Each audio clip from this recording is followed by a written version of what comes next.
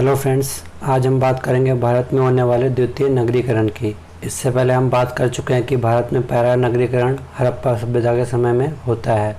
अब हम देखते हैं कि भारत में द्वितीय नगरीकरण कब होता है। तो भारत में जो द्वितीय नगरीकरण होता है वो 6ठी शताब्दी ईसा पूर्व में होता है। इस काल में क्या होता है कि 16 महाजनपदों का उदय होता है और महाजनपदों के उदय के कारण ही भारत में नगरीकरण का आरंभ होता है। तो जो नगरीकरण होता है वो मुख्यतः गंगा घाटी क्षेत्र में उत्पन्न होता है और जो नगरीय क्रांति शब्द है वो सबसे पहले गार्डन चार्ल्स ने दिया था। तो पेपर में ये पूछ सकता है कि जो नगरीय क्रांति शब्द है ये सबसे पहले किसने दिया था, तो गार्डन चार्ल्स का उत्तर होगा।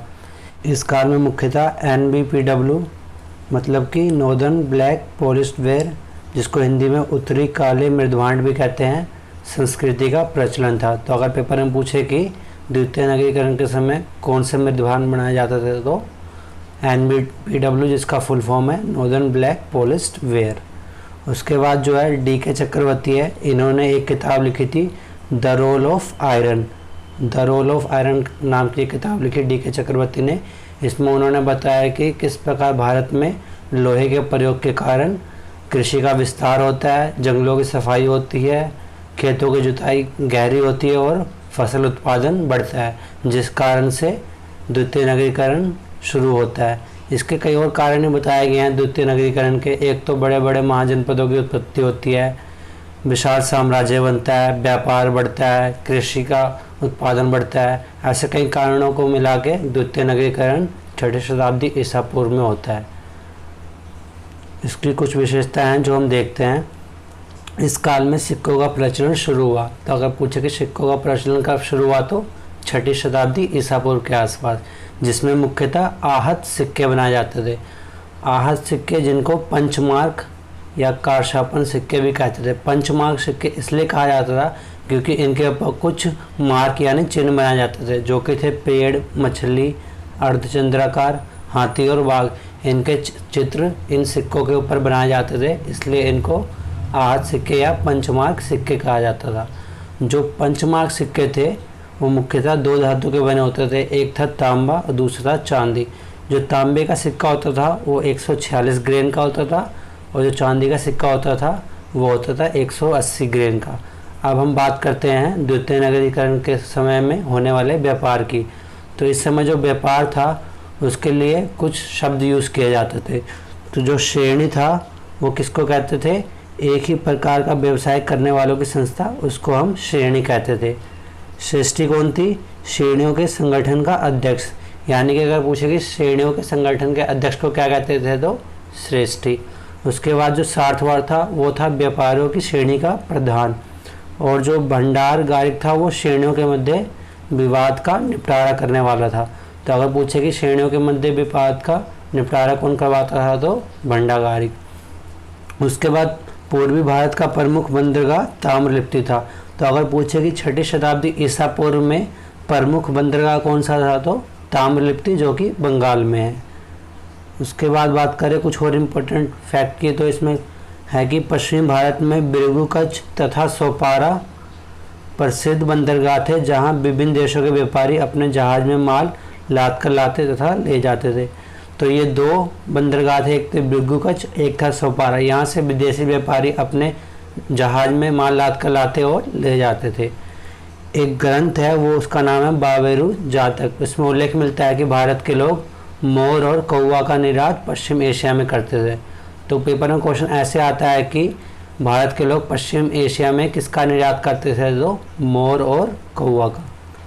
उसके बाद बात करें, एक इतिहासकार है DN झा। इनके अनुसार 600 से 300 ईसा पूर्व के बीच भारत में 60 नगर थे। तो अगर पूछे किसने कहा है कि 600 से 300 ईसा पूर्व के आसपास 60 नगर थे भारत में, तो DN झा ने। उसके बाद जो अलेक्जेंडर कनिंघम है, इनको भारतीय पुरातत्व का पितामह भी कहा जाता है, को 1871 में भारतीय पुरातत्व सर्वेक्षण के डायरेक्टर जनरल नियुक्त हुए। ये पहले डायरेक्टर जनरल नियुक्त किए गए थे। यानी कि अगर पूछे कि भारत के पितामह कौन है, तो अलेक्जेंडर कनिंघम। या फिर 1871 में भारतीय पुरातत्व सर्वेक्षण के पहले डायरेक्टर जनरल नियुक्त कौन किए गए थे, तो उसका उत्तर भी अलेक्जेंडर कनिंघम होगा। अब हम देखते हैं जो 6ठी शताब्दी ईसा पूर्व में विभिन्न स्थल थे उनसे हमें क्या क्या साक्ष्य मिलते हैं। तो जो कौशाम्बी है यहाँ से एक यज्ञ की वेदी मिली है जिसका आकार उड़ते हुए बाज यानी कि शेन चिति के जैसा है। तो अगर पूछे कि उड़ते हुए बाज की एक वेदी कहाँ से मिली है तो उसका उत्तर होगा कौशाम्बी। उसके बाद जो हस्तिनापुर है यहाँ से 5 पुरातात्विक सांस्कृतिक स्तर मिले हैं। तो अगर पूछे कि 5 सांस्कृतिक स्तर कहाँ से मिले हैं तो हस्तिनापुर से, या फिर ऐसे पूछ सकता है कि हस्तिनापुर से हमें कितने सांस्कृतिक स्तर मिलते हैं तो 5। सांस्कृतिक स्तर क्या होते हैं मैंने पहले ही बताया था, अब फिर से बता रहा हूँ। जब एक संस्कृति कहीं पर निवास कर रही होती है तो वहाँ पे एक परत बनती है ऐसी लेयर सी, उसका जो संस्कृति का विनाश हो जाता है उसके ऊपर मिट्टी वगैरह का जमाव हो जाता है तो पहाड़ नुमा संरचना ले लेता है। इसके बाद एक और संस्कृति आती है, ये भी नष्ट होने के बाद फिर मिट्टी का एक संरचना, फिर एक और संस्कृति आ जाती है। इस तरह से जितने लेयर बनते हैं उनको सांस्कृतिक परत या स्तर कहते हैं। तो जो सबसे नीचे होगा सबसे पुराना होगा और जो सबसे ऊपर होता है वो सबसे नई संस्कृति होती है। तो ऐसी 5 संस्कृतियाँ हमें हस्तिनापुर से देखने को मिलती है। उसके बाद हस्तिनापुर की एक और विशेषता क्या मिली है कि यहाँ पे दिल्ली सल्तनत के सुल्तान बलबन का सिक्का मिला। उसके बाद जो वैशाली है यहाँ पर 7,707 राजाओं द्वारा राज्य चलाया जाता था। तो अगर पूछे कि कहाँ पर 7,707 राजाओं द्वारा राज्य चलाया जाता था तो वैशाली। यहाँ से 77 फुट लंबी दीवार मिली है और मित्र राजाओं के सिक्के मिले हैं।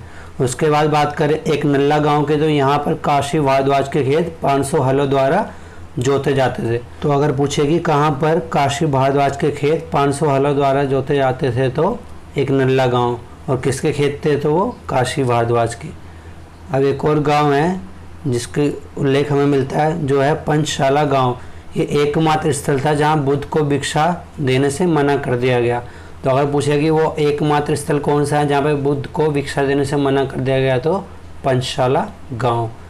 जो अतरंजी खेड़ा है यहाँ पे मिट्टी के विशाल बांध बनाने शुरू कर दिए, मतलब कि अतरंजी खेड़ा में द्वितीय नगरीकरण के समय विशाल बांध बनाने की शुरुआत होती है। जो बनारस है ये द्वितीय नगरीकरण के समय संगीत के लिए प्रसिद्ध था। तो अगर पूछे कि संगीत के लिए कौन सा स्थल प्रसिद्ध था तो बनारस। अब हम बात करते हैं इस काल में प्रचलित शब्दावलियों की। तो जो पुर था वो नगर के लिए उपयोग होता था, यानी नगर को पुर कहते थे, और दुर्ग को नगर कहते थे, बाजार वाले शहर को निगम कहते थे, समाज को मेला कहते थे और कस्टम के अधिकारी को कम्मिक कहते थे। तो ये शब्दावलियाँ उस समय प्रचलित थी। अब हम बात करते हैं कुछ और विशेषताओं की। तो उत्तर पश्चिम भारत में 4 सद्दा और तक्षशिला हिंदू कुश पर्वतमाला के पार जाने वाले व्यापारिक मार्गों के केंद्रों में पड़ते थे। तो अगर पेपर में पूछे कि कौन से उत्तर पश्चिम भारत में व्यापारिक मार्गों के केंद्रों में पड़ते थे तो 4 सद्दा और तक्षशिला। उसके बाद जो सूत निपात है इसमें वर्णन है कि बिंबिसार ने गौतम बुद्ध से उनके ज्ञान प्राप्ति से 7 वर्ष पहले मुलाकात की। तो अगर पूछे कि किसमें वर्णन मिलता है कि बिंबिसार ने गौतम बुद्ध से उनकी ज्ञान प्राप्ति के 7 वर्ष पहले मुलाकात की तो सूत निपात में इसका वर्णन हमें देखने को मिलता है। अब हम बात करते हैं विनय पिटक की। तो विनय पिटक में वर्णन है कि बुद्ध ने पाटलिपुत्र को भविष्यवाणी की थी कि ये एक महान नगर के रूप में उभर कर आएगा, किंतु इसे सदैव आग, पानी और आंतरिक कला का खतरा बने रहेगा। तो अगर पूछे कि बुद्ध ने पाटलिपुत्र के विषय में भविष्यवाणी की थी, इसका उल्लेख किससे मिलता है तो विनय पिटक में। उसके बाद बात करते हैं अश्मक की, जो कि दक्षिण भारत में है। तो अश्मक के तेर या तगारा नामक स्थान प्राचीन काल में एक प्रमुख बाजार था। तो अगर पूछे कि दक्षिण भारत में प्रमुख बाजार कौन सा था तो तेर या तगारा।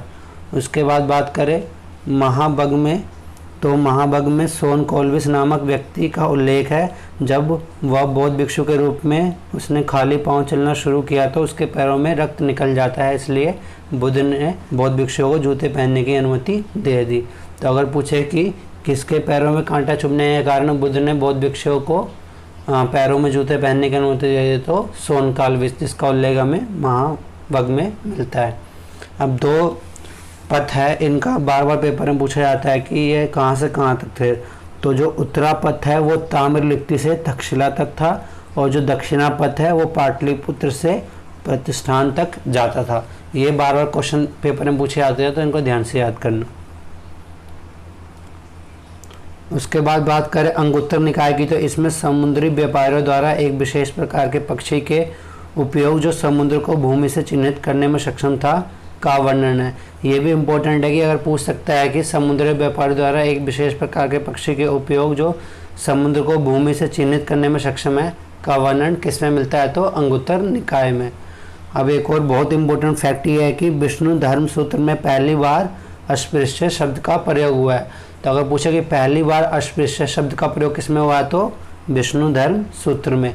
उसके बाद जो विनय पिटक में स्त्री के 10 प्रकार के संबंधों की चर्चा है, ये भी पेपर में पूछा गया है कि स्त्री के 10 प्रकार के संबंधों की चर्चा किस में है, तो विनय पिटक में। उसके बाद बात करें याज्ञवल्क्य की, तो याज्ञवल्क्य ने सपिंड संबंधों के अंतर्गत मातृपक्ष के 5 और पितृपक्ष के 7 पीढ़ियों को रखा है। यानी कि याज्ञवल्क्य ने जो रिलेशन होते हैं इंसान के, वो मातृपक्ष से 5 पीढ़ियों को रखा है और पितृपक्ष से 7 पीढ़ियों को रखा है। उसके बाद बात करें आप स्तंभ धर्म सूत्र की, तो इसमें सर्वप्रथम पुत्री के उत्तराधिकार का वर्णन है परंतु पत्नी का नहीं है। तो अगर पूछे कि सर्वप्रथम पुत्री के उत्तराधिकार का वर्णन किस में है, तो आप स्तंभ धर्म सूत्र। अब बात करें अजीत केशकम्बलेन की, तो इन्होंने पूर्ण भौतिकवादी सिद्धांत का प्रतिपादन किया। तो अगर पूछे कि पूर्ण भौतिकवादी सिद्धांत का प्रतिपादन किसने किया, तो अजीत केशकम्बलेन ने। उसके बाद बात करें संजय बैटलीपुत्र को कुल बुलाने वाले सर्पमेंट की संज्ञा दी गई। इनको कुल बुलाने वाले सर्पमेंट की संज्ञा इसलिए दी गई कि ये किसी भी चीज़ को लेके अनिश्चित रहते थे और उसके बारे में मतलब वाद विवाद करते रहते थे, तो इनको कुल बुलाने वाले सर्पमेंट की संज्ञा दी गई। और प्रसिद्ध बौद्ध भिक्षु सारिपुत्र और मोगलायन बौद्ध संघ से जुड़ने से पहले इन्हीं के अनुयायी थे। तो यही पूछ सकता है कि सारिपुत्र और मोगलायन किनके पहले अनुयायी थे, तो संजय बैटलीपुत्र। उसके बाद बात करें दास प्रथा के, तो दास प्रथा का हमें विभिन्न ग्रंथों में विभिन्न प्रकार से उल्लेख देखने को मिलता है। तो जो दास प्रथा है उसका विनय पिटक में 3 बार उल्लेख है। दीर्घ निकाय जो कि सूत पिटक का एक भाग है उसमें 4 बार उल्लेख मिलता है। अर्थशास्त्र में दास प्रथा का 9 मतलब दास के जो प्रकार होते हैं वो 9 प्रकार का उल्लेख है। मनुस्मृति में 7 प्रकार के दासों का उल्लेख है। मिताक्षरा में 15 प्रकार के दासों का उल्लेख है और नारद स्मृति में 15 प्रकार के दासों का उल्लेख हमें देखने को मिलता है। अब हम बात करें कुछ किताब और उनके लेखक की, तो जो मिताक्षरा है वो विज्ञानेश्वर ने लिखी है। जो कथा सरित सागर है वो सोमदेव ने लिखी है। जो कथा मंजरी है वो क्षेमेंद्र ने लिखी है। बृहत कथा को गुणाद्य ने लिखा है और अभिज्ञान शाकुंतलम को कालिदास ने लिखा है। इस तरह से हमारा द्वितीय नगरीकरण का लेक्चर समाप्त होता है। अब हम बात करते हैं इस टॉपिक में से पूछे जाने वाले इंपॉर्टेंट क्वेश्चंस की। तो पहला क्वेश्चन ये है कि द्वितीय नगरीकरण कौन सी शताब्दी में होता है। ए ऑप्शन है 8वीं, बी है 7वीं, सी है 6ठी और डी है 5वीं। तो जो द्वितीय नगरीकरण है वो 6ठी शताब्दी में होता है। दूसरा क्वेश्चन है नगरीय क्रांति शब्द किसने दिया। ए डी के चक्रवर्ती, बी जॉन मार्शल, सी गार्डन चाइल्ड और डी है रोमिला थापर। तो जो गार्डन चाइल्ड है इन्होंने नगरीय क्रांति शब्द दिया था। अब हम बात करें तीसरे क्वेश्चन की, तो इसमें पूछा गया है कि द्वितीय नगरीकरण के समय कौन सी मृदभांड संस्कृति थी। ए लाल और काले मृदभांड, बी गैरिक मृदभांड, सी चित्री धूसर मृदभांड या डी उत्तरी काले मृदभांड। तो जो डी है उत्तरी काले मृदभांड, ये द्वितीय नगरीकरण के समय यही मृदभांड संस्कृति प्रचलित थी। चौथा क्वेश्चन है व्यापारियों के समूह के मध्य विवाद का निपटारा करने वाले को क्या कहते थे। ए श्रेणी, बी श्रेष्ठी, सी सार्थवा या डी भंडागारिक। तो जो भंडागारिक था ये व्यापारियों के समूह के मध्य विवाद का निपटारा करवाते थे। पांचवा क्वेश्चन है कि भारत के लोग पश्चिम एशिया को इनमें से क्या निर्यात करते थे। ए तोता, बी मोर, सी कबूतर, डी कौवा। तो इसका पहला ऑप्शन है कि ए और सी निर्यात करते थे। दूसरा क्वेश्चन है बी सी निर्यात करते थे। तीसरा इसका आंसर दे रखा है कि ए डी निर्यात करते थे और चौथा आंसर दे रखा है कि बी डी निर्यात करते थे। तो ये मोर और कौवा निर्यात करते थे, यानी कि बी डी इसका सही आंसर होगा। छठा क्वेश्चन इसमें दे रखा है कि भारतीय पुरातत्व के पितामह और 1871 में भारतीय पुरातत्व सर्वेक्षण के पहले डायरेक्टर कौन थे। A Cunningham, B John Marshall, C B Lal और डी दयाराम साहनी। तो जो कनिंगम थे वो भारतीय पुरातत्व के पितामह भी है और 1871 में भारतीय पुरातत्व सर्वेक्षण के पहले डायरेक्टर भी यही होते हैं। हम बात करें 7वें क्वेश्चन की, तो इसमें पूछा गया है कि वो एकमात्र स्थल कौन सा है जहां बुद्ध को भिक्षा देने से मना कर दिया गया। इसका ए ऑप्शन है वैशाली, बी एक नल्ला, सी पंचशाला, डी पावा। तो जो एक नल्ला गांव है यहाँ पे बुद्ध को भिक्षा देने से मना कर दिया जाता है। 8वां क्वेश्चन है द्वितीय नगरीकरण के समय संगीत की शिक्षा देने के लिए कौन सा स्थल प्रसिद्ध था। ए बनारस, बी चंपा, सी कौशाम्बी, डी वैशाली। तो जो बनारस है यहाँ पे संगीत की शिक्षा दी जाती थी। 9वां क्वेश्चन पूछा गया है कि द्वितीय नगरीकरण के समय प्रचलित निम्नलिखित शब्दावलियों का उनके आधुनिक नाम के साथ मिलान कीजिए। तो जो पुर है वो नगर के लिए उपयोग में लाया जाता था, और जो नगर है उसको दुर्ग के लिए उपयोग में लाया जाता था। जो निगम है वो बाजार वाले शहरों को कहते थे, और जो मेला है वो समाज को कहते थे। तो इस तरह इन चारों का मिलान हो जाएगा। अब हम बात करें 10वें क्वेश्चन की, तो इसमें पूछा गया है कि दक्षिणापथ कहाँ से कहाँ तक विस्तृत था। तो ए ऑप्शन है वैशाली से अश्मक तक, बी है गांधार से मत्स्य तक, सी है कौशाम्बी से वत्सक, और डी है पाटलिपुत्र से प्रतिष्ठान तक। तो जो पाटलिपुत्र से प्रतिष्ठान तक है ये दक्षिणापथ था। अब इसका 11वां क्वेश्चन है कि सर्वप्रथम अस्पृश्य शब्द का प्रयोग किसमें हुआ है। ए आचरांक सूत्र, बी विष्णु धर्म सूत्र, सी याज्ञवल्क्य स्मृति, डी मनुस्मृति। तो जो विष्णु धर्म सूत्र है इसमें सर्वप्रथम हमें अस्पृश्य शब्द का उल्लेख देखने को मिलता है। अब बात करते हैं 12वें क्वेश्चन की, तो इसमें पूछा गया है कौन से ग्रंथ में सर्वप्रथम पुत्री के उत्तराधिकार का वर्णन हमें देखने को मिलता है। तो इसका ए ऑप्शन है गौतम धर्म सूत्र, बी है नारद धर्म सूत्र, सी है आप स्तंभ धर्म सूत्र, और डी है विष्णु धर्म सूत्र। तो जो आप स्तंभ धर्म सूत्र है इसमें हमें सर्वप्रथम पुत्री के उत्तराधिकार का वर्णन देखने को मिलता है। अब हम बात करें 13वें क्वेश्चन की, तो इसमें पूछा गया है कि पूर्ण भौतिकवादी सिद्धांत किसने दिया। ए है अजीत केशकमलिन, बी है संजय वेठलीपुत्र, सी है मखलीपुत्र घोषाल, और डी है जमाली। तो जो अजीत केशकमलिन थे इन्होंने पूर्ण भौतिकवादी सिद्धांत का प्रतिपादन किया। अब इसमें 14वां क्वेश्चन है कि बौद्ध भिक्षु बनने से पहले सारिपुत्र और मोग्दलायन किसके शिष्य होते हैं।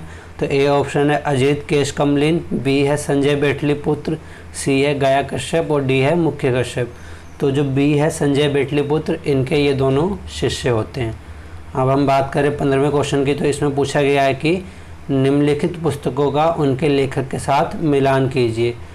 तो जो ये मिताक्षरा है ये है विज्ञानेश्वर की, जो कथा सरित सागर है ये सोमदेव की है, जो कथा मंजरी है ये छेवेंद्र की है, और जो बृहद कथा है ये गुणाढ्य की है।